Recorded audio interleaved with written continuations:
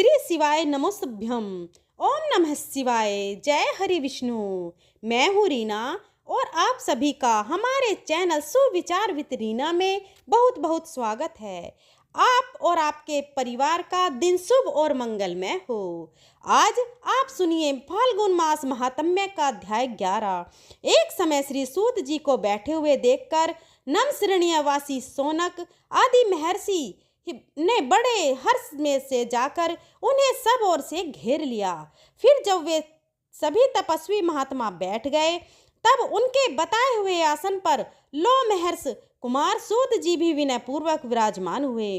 तब उन ऋषियों ने सूत जी से कहा, मुनि आप पापों का नाश करने वाली कोई पुण्यम कथा कहिए। श्री सूत जी ने कहा, मैं श्री सरस्वती जी, गणेश जी तथा संपूर्ण देवताओं के युगल चरण बंदों को नमस्कार करके और उनके नियतम धर्म स्वरूप परमेश्वर के चरणों में मस्तक झुकाकर उन सबके प्रसाद से थों के उत्तम फल का वर्णन करता हूँ। एक समय की बात है, सत्यवंती नंदन व्यास जी राजा युधिष्ठिर के दरबार में आए। उनके आने का समाचार सुनकर सबको बड़ा हर्ष हुआ। भीमसेन आदि सब भाई धर्मराज युधिष्ठिर के साथ उठकर खड़े हो गए। इसके बाद युधिष्ठिर ने सामने जाकर भाइयों सहित उन्हें साष्टांग प्रणाम किया और विधि पूर्वक उनकी पूजा करके उन्हें सिंहासन पर बिठाकर उनका कुशल मंगल पूछा। तब धर्मजीत एवं दिव्य कथा सुनाई। कथा के अंत में राजा युधिष्ठिर ने मुनि श्रेष्ठ व्यास से इस प्रकार कहा, ब्राह्मण आपके प्रसाद से मैंने बहुत सी उत्तम कथाएं सुनी हैं। इस समय मैं धर्म के उत्तम महात्म्य की कथा सुनना चाहता हूँ। तब व्यास जी कहने लगे, हे निरपुरुषेश, धर्मार अनेक प्रकार की वृक्षों से तथा भांति भांति की लताओं और गुण से सुशोभित है। वह सदैव पुण्यदायक है और निरंतर फलों से भरा रहता है। वहाँ किसी का किसी से भी वैर नहीं होता। धर्मार सर्वथा निर्भय स्थान है। वहाँ गो और व्याघ्र चूहे और बिल्व साथ साथ खेल कूद करते हैं। मेंढक सांप के साथ खेलता है। मनुष्य राक्षसों के साथ विहार करते हैं। धर्मार महानंद में दिव्य एवं पावन से भी पावन है। स्वर्ग में देवता लोग धर्मार निवासियों की प्रशंसा करते हैं। तब युधिष्ठिर ने पूछा, मुने देवताओं ने उस क्षेत्र का नाम धर्मार कब रखा? तब व्यास जी कहने लगे, निरपशेष, एक समय धर्मराज ने बड़ी कठिन तपस्या की। तपस्या में लगे धर्मराज को देखकर ब्रह्मा और इंद्र आदि सब देवता कैलाश पर्वत पर गए। वहां भगवान शंकर भगवती उमा देवी के साथ पारिजात वृक्ष की छाया में बैठे थे। उनके पास पहुंचकर ब्रह्मा जी ने इस प्रकार उनकी स्तुति की, हे नीलकंठ, आपके अनंत रूप हैं, आपको बारंबार नमस्कार है। आपके इस स्वरूप का यथावत ज्ञान किसी को नहीं है। आप केवल्य एवं अमृत स्वरूप हैं, आपको नमस्कार है। देवता जिसका अंत नहीं जानते उन भगवान शिव को नमस्कार है। वाणी जिनकी प्रशंसा करने में असमर्थ है और चिता में शिव को नमस्कार है।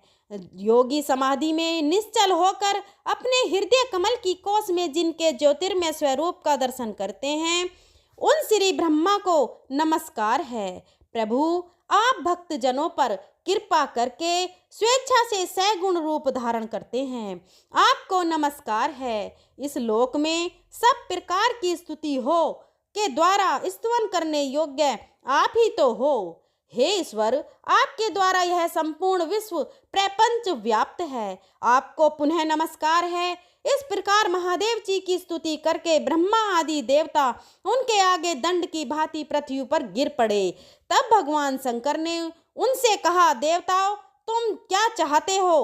तो ब्रह्मा जी कहने लगे, सबके दुखों का नाश करने वाले महादेव धर्मात्मा धर्मराज ने बड़ी दुस्साहस तपस्या की है। ना जाने वे देवता का कौन सा उत्तम स्थान लेना चाहते हैं।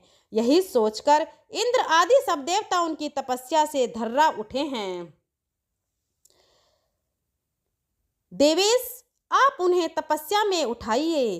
तब महादेव जी बोले, देवताओं, मैं सच कहता हूँ, तुम्हें धर्मराज से कोई भय नहीं है। यह सुनकर सब देवता उठे और भगवान शिव की परिक्रमा एवं बारंबार नमस्कार करके अपने अपने स्थान को चले गए। परंतु देवराज को नींद नहीं आई। उनकी सुख शांति खो गई। वे मन ही मन सोचने लगे, मेरे लिए यह बड़ा भारी विघ्न उपस्थित हुआ है। धर्मराज ने मेरा इंद्र पद हड़प लेने के लिए ही यह अत्यंत दुष्कर तप किया है। ऐसा विचार करते हुए देवराज इंद्र ने देवताओं से कहा, मैंने बहुत कलेश उठाकर जिसे प्राप्त किया है उसी को धर्मराज क्या मुझसे छीन लेना चाहते हैं।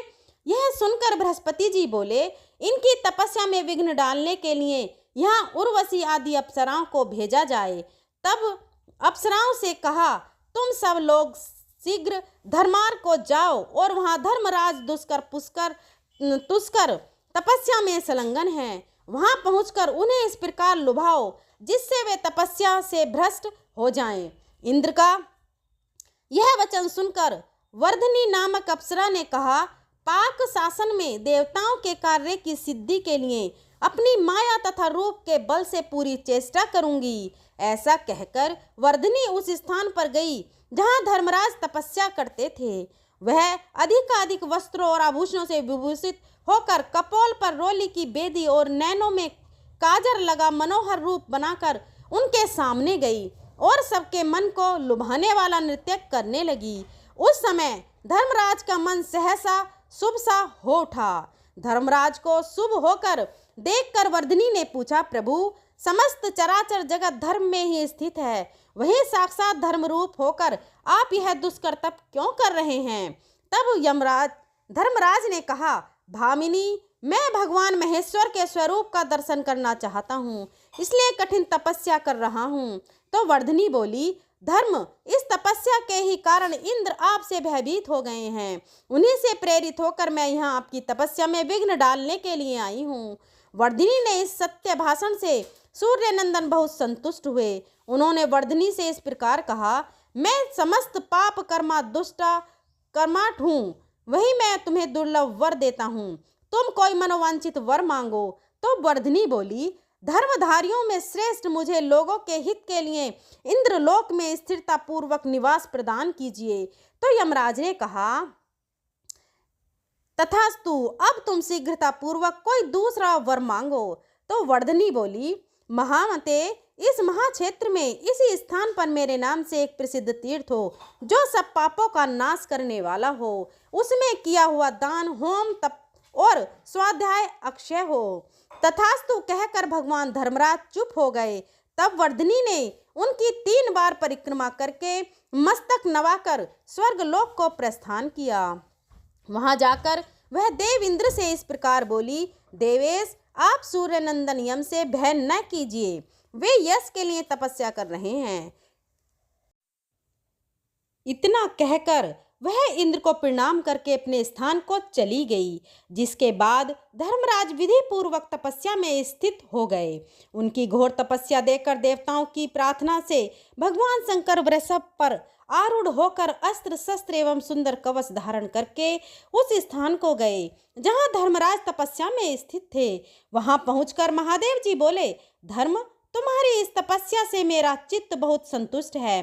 तुम कोई वर मांगो। वह वर मांगो। इस प्रकार संभाषण करते हुए भगवान महेश्वर को देखकर धर्मराज बाम्बी से उठकर खड़े हो गए और दोनों हाथ जोड़कर शुद्ध वचनों द्वारा उन्होंने लोकनाथ शिव की इस प्रकार स्तुति की, भगवान, आप सब पर शासन करने वाले ईश्वर हैं। आपको नमस्कार है। हे नीलकंठ, आपका स्वरूप तेजोमय है। आपको नमस्कार है। केवल भक्ति भाव से प्राप्त होने वाले आप प्रभु को नमस्कार है। आप नित्य सौम्य सुख स्वरूप एवं श्री हरि हैं। आपको बारंबार नमस्कार है। आप रुद्र भीम एवं शांत स्वरूप हैं। आपको नमस्कार है। हे चंद्रशेखर, आपके सब अंगों में भस्म लगा हुआ है। आपको नमस्कार है। आपके 5 मुख एवं 3 नेत्र हैं। आपको बार बार नमस्कार है। सर्प आपके आभूषण हैं तथा आप दिशाओं को भी वस्त्र के रूप में धारण करते हैं। आप अंधकासुर का विनाश करने वाले और दक्ष के पाप को हर लेने वाले हैं। आपको नमस्कार है। हे प्रभु, आपके कामदेव को भस्म किया है। आपको नमस्कार है। मेरे द्वारा की हुई इस स्तुति का जो पाठ करे और पवित्र होकर तीनों काल इसको पढ़े और सुने, वह सब पापों से छुटकर कैलाश धाम को जाए। इस प्रकार धर्मराज ने प्रणाम करके जब बड़ी भक्ति से भगवान शिव की स्तुति की, तब शिव जी ने कहा, महाभाग्य अनुसार वह मांगो। तो यमराज ने कहा, देव शंकर, यदि मुझे आप मनोवांछित वर देते हैं तो इस महाक्षेत्र में आप मेरे नाम से प्रसिद्ध होकर निवास कीजिए। यह स्थान धर्मारण्य के नाम से तीनों लोकों में प्रसिद्धि प्राप्त करे। तब महादेव जी बोले, धर्मराज, यह स्थान तृतीय युग में सदा धर्मार के नाम से विख्यात होगा। तुम्हारे मन में और भी कोई इच्छा हो तो बताओ, उसे भी पूर्ण करूंगा। तब धर्मराज जी कहने लगे, भगवान, 2 योजन विस्तार वाला यह उत्तम स्थान मेरे नाम से प्रसिद्ध तीर्थ हो। यह समस्त देह धारियों के लिए पावन एवं सनातन मोक्ष स्थान हो। तब महादेव जी बोले, एवं स्तुति तक अंश से इस तीर्थ में मेरी भी स्थिति होगी। तुम्हारे इस निर्मल स्थान को मैं कभी नहीं छोड़ूंगा। यहाँ मेरे नाम से विश्वेश्वर नामक महालिंग प्रकट होगा। ऐसा कहकर महादेव जी वही अंतर ध्यान हो गए। इसके बाद वहाँ एक अद्भुत लिंग प्रकट हुआ। धर्म के द्वारा स्थापित किया हुआ वह लिंग धर्मेश्वर के नाम से प्रसिद्ध हुआ। उसका स्मरण और पूजन करने से मनुष्य सब पापों से मुक्त हो जाता है। धर्मराज ने वहीं पर एक धर्मवापी का निर्माण किया जो बड़ी मनोरम है। उसमें स्नान और जलपान करके मनुष्य सब पापों से मुक्त हो जाता है। जो मनुष्य व्याधि दोष के नाश और कलेश की भांति शांति के लिए उस धर्मवापी में स्नान करके यम तर्पण करता है, उसको कोई उपद्रव नहीं होता। अंतरिया, तिजोरी, 4 दिनों पर होने वाला ज्वर, किसी नियत स्थान पर होने वाला ज्वर तथा शीत ज्वर आदि जितने भी रोग हैं, सभी उस मनुष्य को पीड़ा नहीं देते। जो मानव उस परम पुण्यम धर्मवापी में स्नान करके सम के पत्ते के बराबर भी पिंडदान करता है, वह गर्भवास को नहीं प्राप्त होता है तथा महाभयंकर कुंभी पाक, रोए एवं अंधा मिस्र आदि नरक से भी छुटकारा पा जाता है। धर्मव्यापी में तर्पण करने से वही सद, अग्नि, स्वात, अजप और सोमपति उत्तम तृप्ति को प्राप्त होते हैं। जो माया से मोहित होकर इस क्षेत्र में अत्यंत दूषित पर स्त्री गमन तथा स्वर्ण की चोरी आदि पाप करते हैं, वे सभी नरक में पड़ते हैं। दूसरे क्षेत्र में किया हुआ पाप धर्मार में नष्ट होता है, किंतु धर्मार में किया हुआ पाप व्रज लीप हो जाता है। पुण्य पाप या जो कुछ भी शुभाशुभ कर्म होता है, वह सब 100 वर्ष तक यहाँ नित्य बढ़ता रहता है। मन में कामना रखने वालों के लिए यह पवित्र तीर्थ कामदायक है, योगियों के लिए मुक्तिदायक है तथा सिद्धों के लिए सदैव सिद्धिदायक बताया गया है। आज का अध्याय यही समाप्त हुआ। इसके आगे का वृतांत आप अगले अध्याय में सुनेंगे। अब आप सुनिए श्री शिव चालीसा का पाठ। श्री गणेश गिरजा सुवन मंगल मूल सुजान, कहत अयोध्या दास तुम देहु अभय वरदान। जय गिरजापति दीन दयाला, सदा करत संतन प्रतिपाला। भाल चंद्रमा सोहत नीके, कानन कुंडल नागे फनीके। अंग गोर सिर गंग बहाई, मुंड माल तन छार लगाई। वस्त्र खाल बाघंबर सोहे, छवि को देख नाग मुनि मोहे। मैं न मातु की होवे दुलारी, बाम अंग सोहत छवि न्यारी। कर त्रिशूल सोहत छवि भारी, करत सदा शत्रुन संकारी। नंदी गणेश सोहित के, जैसे सागर मध्य कमल हैं, जैसे कार्तिक श्याम और गणराऊ, या छवि को कही जात न काऊ। देवन जब ही आए पुकारा, तब ही दुख प्रभु आप निवारा। किया उपद्रव तारक भारी, देवन सब मिली तुम ही जुआरी। तुरत सनानन आप पठायो, लव निमेष मम मार गिरायो। आप जलंधर असुर सहारा, यस तुम्हारा विदित संसारा। त्रिपुरासुर सन युद्ध मचाई, सब तब ही कृपा कर लीन बचाई। किया तप ही भागीरथ भारी, पूर्व प्रतिज्ञा तासु पुरारी। दानिन मम तुम सम कोई नाही, सेवक स्तुति करत सदा ही। वेद नाम महिमा तब गाई, अखत अनादि भेद नहीं पाई। प्रकट उदती मंथन में ज्वाला, जरे सुरासुर बही विहाला। कीन दया तम करी सहाय, नीलकंठ तब नाम कहाई। पूजन रामचंद्र जब कीना, जीत के लंक विभीषण दीना। सहस कमल में हो रहे धारी, कीन परीक्षा तब ही पुरारी। एक कमल प्रभु राखे ही जोई, कमल नैन पूजन चह सोही। कठिन भक्ति देखी प्रभु शंकर, भये प्रसन्न दिए इच्छित वर। जय जय जय अनंत अविनाशी, करत कृपा सबके घटवासी। दुष्ट सकल नित मोहि सतावे, भ्रमित रहो मोहि चैन न आवे। त्राहि त्राहि में नाथ पुकारो, यही अवसर मोहि आने उबारो। ले त्रिशूल शत्रुन को मारो, संकट से मोहि आने उबारो। मात पिता भ्राता सब कोई, संकट में पूछत नहीं कोई। स्वामी एक है आस तुम्हारी, आए हरो मम संकट भारी। धन निर्धन को देत सदा ही, जो कोई जाचे वो फल पाही। स्तुति के ही विधि करो तुम्हारी, क्षमो नाथ अब चूक हमारी। शंकर हो संकट के नाशन, मंगल कारण विघ्न विनाशन। योगी यति मुनि ध्यान लगावे, नारद सारद शीस नवावे। नमो नमो जय नमः शिवाय, सुर ब्रह्मादिक पार न पाए। जो यह पाठ करे मन लाई, तापर होत है शंभु सहाई। ऋण के हो जो कोई अधिकारी, पाठ करे सो पावन हारी।